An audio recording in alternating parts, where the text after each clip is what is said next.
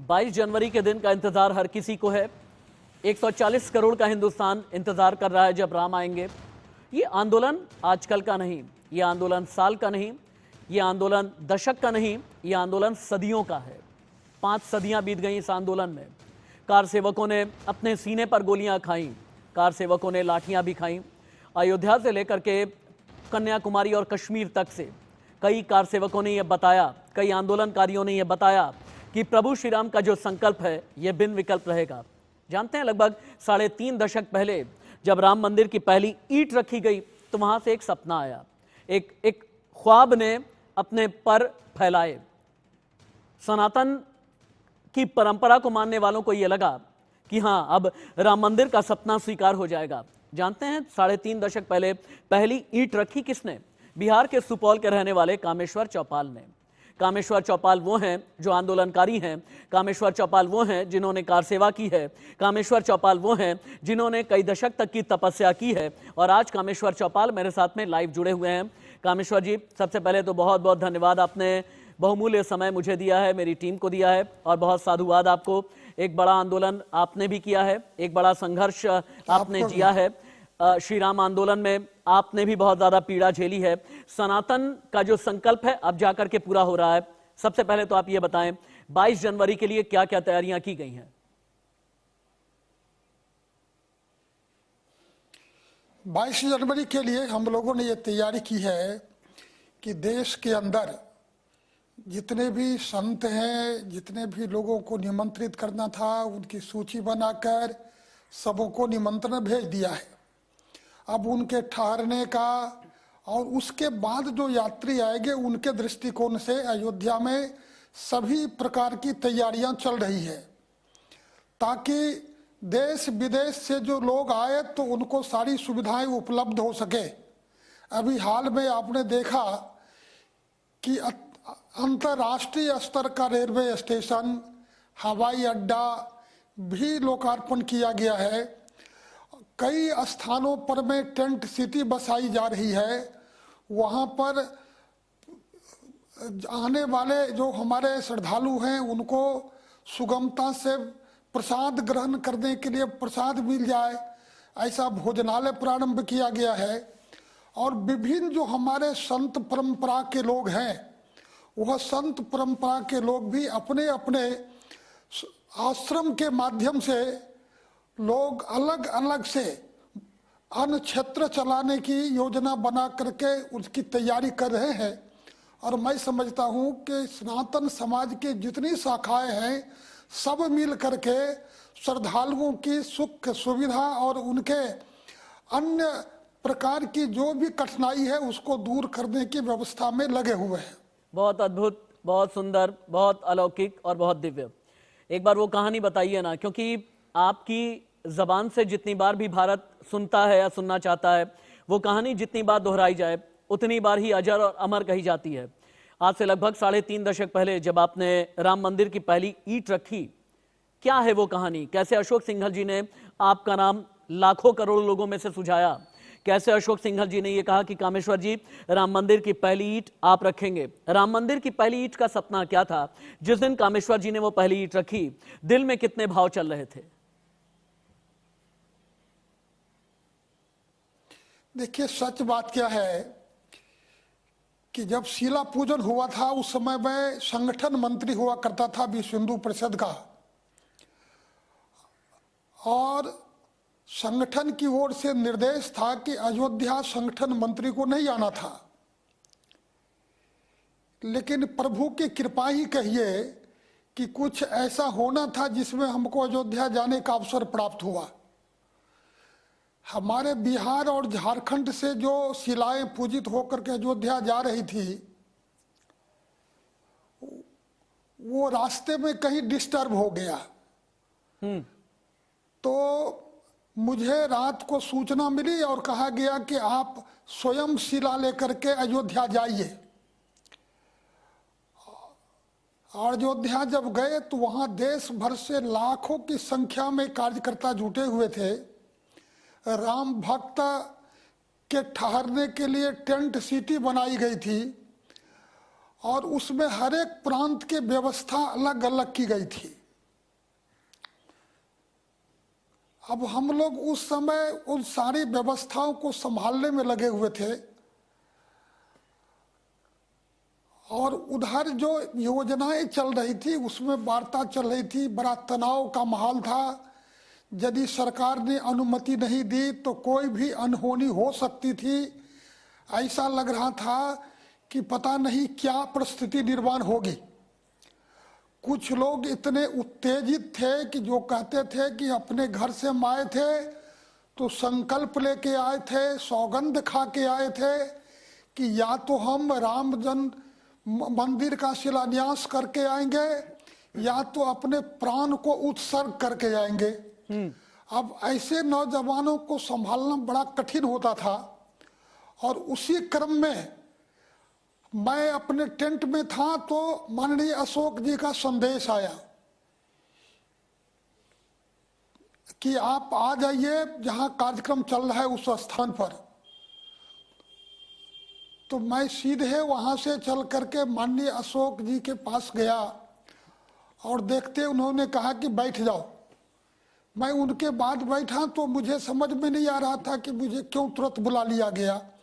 अभी तो मैं जस्ट गया ही था। तो वहां पर मैं परिचय का कार्यक्रम चल रहा था, उद्बोधन का कार्यक्रम चल रहा था संतों का।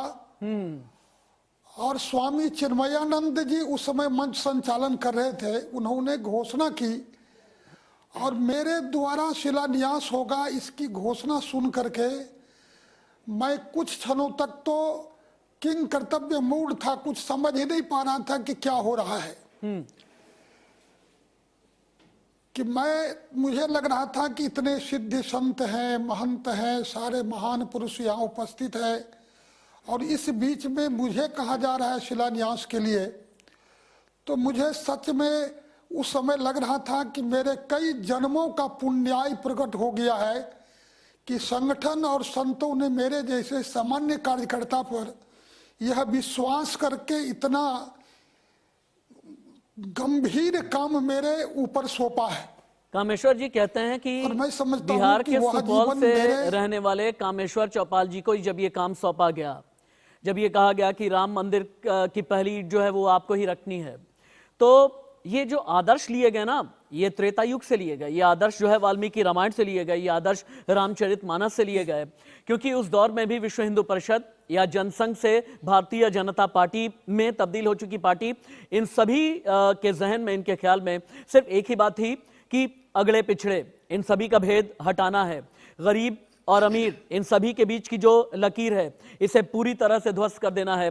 इसीलिए कामेश्वर चौपाल जी का नाम सुझाया गया। एक बात और बताइएगा आप, एक और तारीख आपके जीवन की, 25 सितंबर 1990 की तारीख, जब देश भर में ये काम सौंपा गया। जितने कार सेवक हैं, जितने आंदोलनकारी हैं, विश्व हिंदू परिषद के जितने कार्यकर्ता हैं, उन्हें ये कहा गया आप जाएं, राम जानकी रथ यात्रा आप निकालें, राम जानकी रथ यात्रा निकाल करके आप पूरे हिंदुस्तान को ये बताएं कि राम मंदिर का बनना कितना जरूरी है, सनातन का ये संकल्प पूरा होना कितना जरूरी है। ये 25 सितंबर 1990 की कहानी एक बार देश आपसे जरूर सुनना चाहेगा। देखिए 1990 में स्थिति यह हो गई थी कि संपूर्ण देश राम मंदिर बने उसके लिए लगभग तैयार हो गया था और संतों का ये आदेश था कि पूरे देश को ये तथ्य बताया जाए। मैं समझता हूं कि यह बात सत्य है कि भारत का प्राण तत्व भारत के सत्ता में नहीं है। इस बात को संत आज भी कह रहे हैं और पहले भी कह रहे थे। यदि प्राण तत्व भारत का सत्ता में होता भारत का, तो भारत कब का मिट गया रहता। लेकिन भारत का प्राण तत्व कुछ और है, जहां पर में भारत की संस्कृति का प्रवाह है। वह है हमारे महापुरुषों की जीवनी, हमारे इष्टों के जीवन के चरित्र। और इसीलिए भारत की देखने की दृष्टि जो है भारत का और भारत के महापुरुष का, वो भिन्न है। जी जी। अच्छा कामेश्वर जी, इस बात एक को और बात भी हैं, देश आपके जरिए जानना चाह रहा है, क्योंकि सोशल मीडिया के करोड़ों दर्शक आपके साथ में जुड़े हैं और ये लाइव इंटरव्यू देख रहे हैं। वो आपसे एक और भी सवाल कर रहे हैं, क्योंकि विश्व हिंदू परिषद के जो अंतर्राष्ट्रीय कार्यकारी अध्यक्ष आलोक कुमार जी, उन्होंने लगभग 12-15 घंटे पहले यह बता दिया है कि लालकृष्ण आडवाणी जी भी 22 जनवरी को प्राण प्रतिष्ठा कार्यक्रम में जाएंगे। आप इस बारे में कोई और जानकारी दे सकते हैं क्या? आडवाणी जी के साथ में क्या मुरली मनोहर जोशी जी भी रहेंगे? देखिए, वो हमारे इस आंदोलन के प्रणेता थे, हम लोगों के मार्गदर्शक थे, और वो आते हैं तो हम सबों को बड़ी प्रसन्नता होगी। उस समय कोरोना के कारण से जब भूमि पूजन हो रहा था तो वो नहीं आ पाए थे। कोरोना के कारण से कुछ सावधानियां बरती थी, उनकी आयु भी बहुत अधिक है, और वो आते हैं तो हम लोगों में बहुत ही हर्ष का, उल्लास का वातावरण होगा। हम लोगों ने विनती की है कि आप आइए ताकि सबों में एक उत्साह का माहौल बन सके। तो आडवाणी जी आ रहे हैं ना? हाँ, आडवाणी जी आएंगे, अभी तक हम लोग की यही सूचना है। अच्छा, एक और बात, चूंकि 1990 के दौर की अभी थोड़ी देर पहले बात हो रही थी, कुछ लोग ऐसे हैं जो अज्ञानी हैं, जिनके पास में ज्ञान कम है। हालांकि आपके मुकाबले मेरा भी सनातन को लेकर के और राम मंदिर आंदोलन को लेकर के ज्ञान बहुत कम है, लेकिन मैं पॉलिटिशियंस की बात कर रहा हूं। मैं नाम नहीं लेना चाहूंगा। कई राजनेता जिन्होंने कार सेवा पर भी सवाल उठा दिया, उन्होंने ये कहा कि वो अराजक तत्व थे, और जिन पर उस समय की तत्कालीन सरकार ने 1990 के दौर में अगर एक्शन लिया तो उसे जायज ठहराते हैं।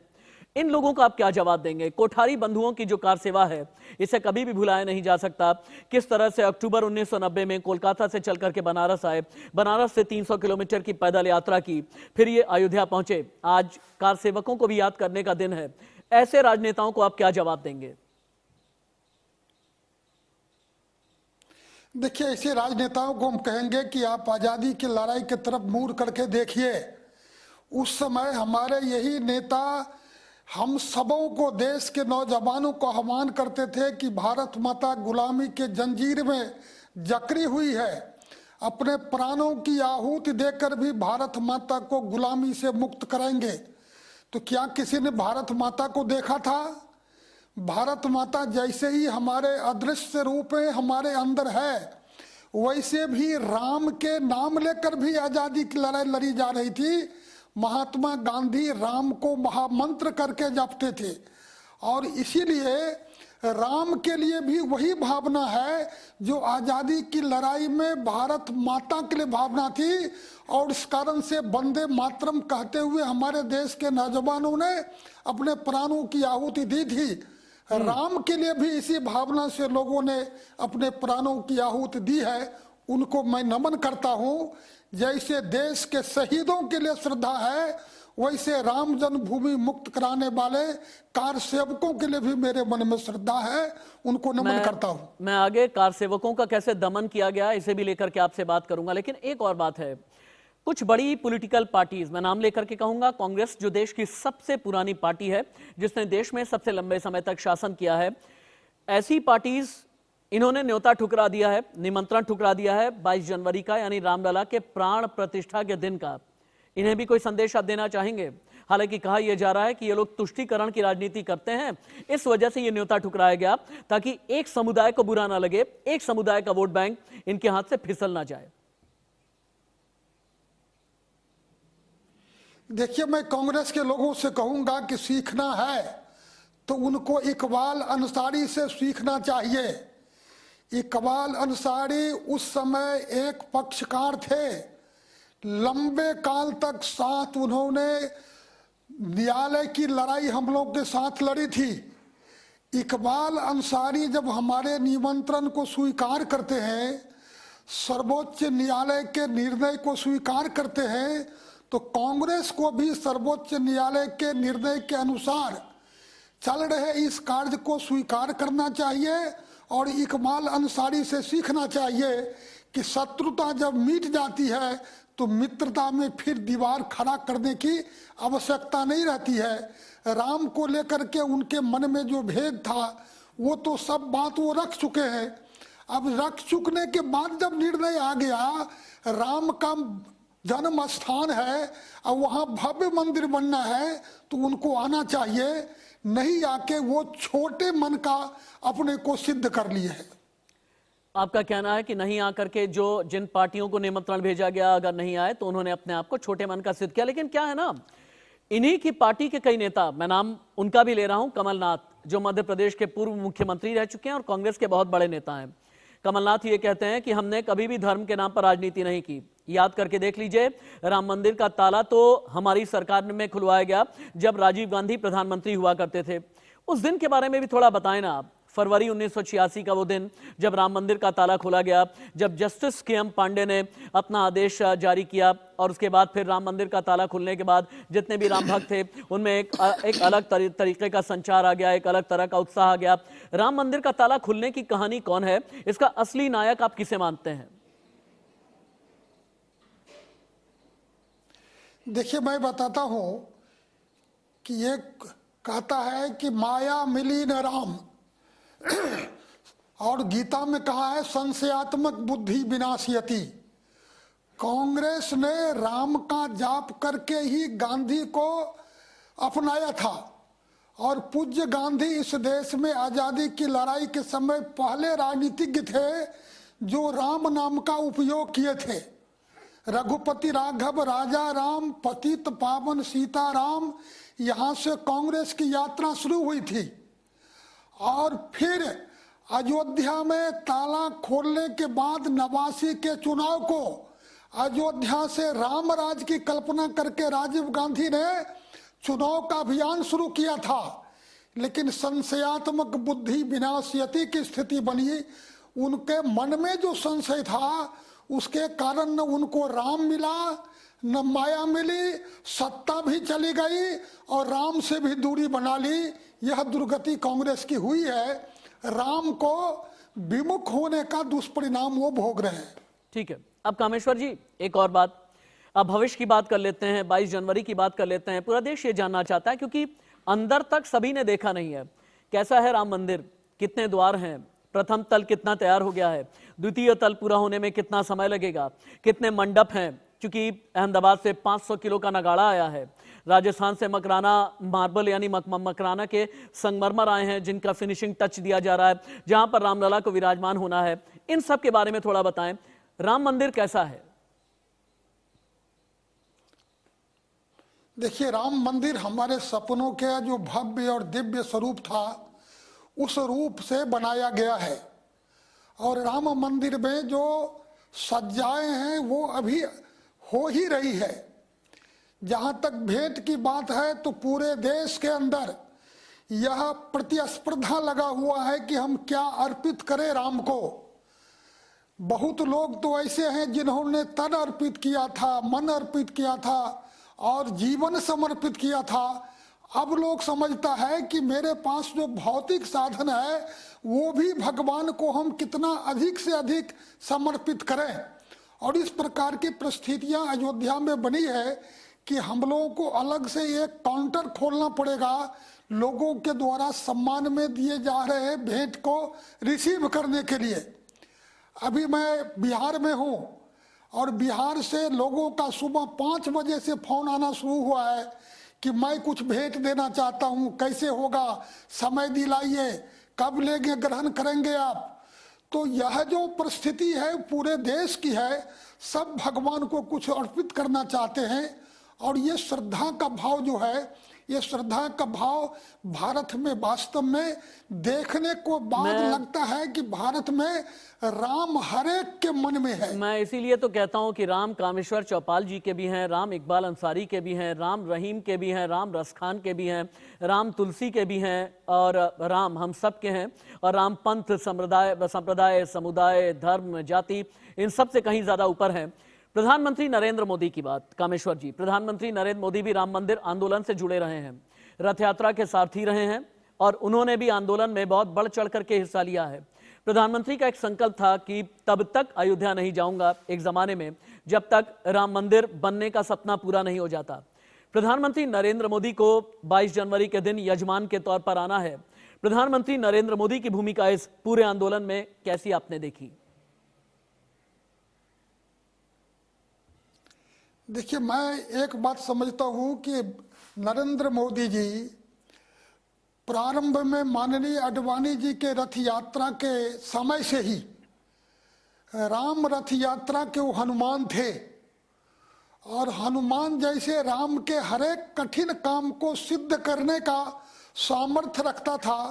मैं समझता हूँ भगवान ने उनके अंदर वह प्रेरणा दी और इस लड़ाई का हनुमान बन के हमारे मोदी जी ने राम काम को भारत में बहुत आसानी से प्रेम पूर्वक सबों के सामंजस्य से निकाल करके सामने दिखाया, ताकि राम का जीवन जैसा आपने कहा कि सबके राम है, वास्तव में सबके राम है। ये जन जन के मन में राम रमे, हर प्राण प्राण में सीता है।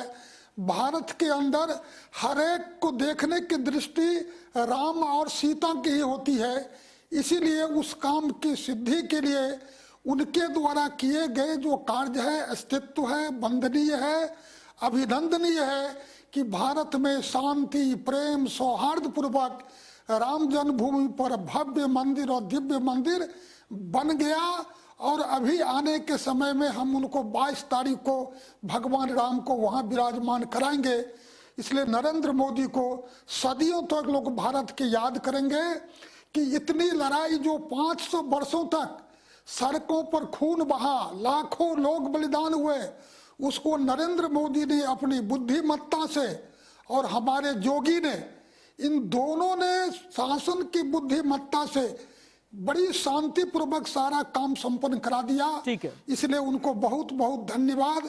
और मैं समझता हूं कि इस प्रकार का शासक ही समाज में समरस समाज निर्माण कर सकते हैं और समभाव की परिस्थिति भी निर्माण कर सकते हैं। सबके प्रति श्रद्धा और सम्मान का भाव इसी भाव से हो सकता है। बहुत बहुत धन्यवाद कामेश्वर चौपाल जी। ये कामेश्वर चौपाल थे जिन्होंने राम मंदिर की पहली ईंट रखी। इनके जरिए आपने राम मंदिर आंदोलन की कहानियां भी सुनी, आपने जाना कार सेवा में कितने लोगों ने अपने प्राण निछावर किए। रक्त रंजित आंदोलन के बारे में भी कामेश्वर चौपाल जी बता रहे थे। यहाँ रुके।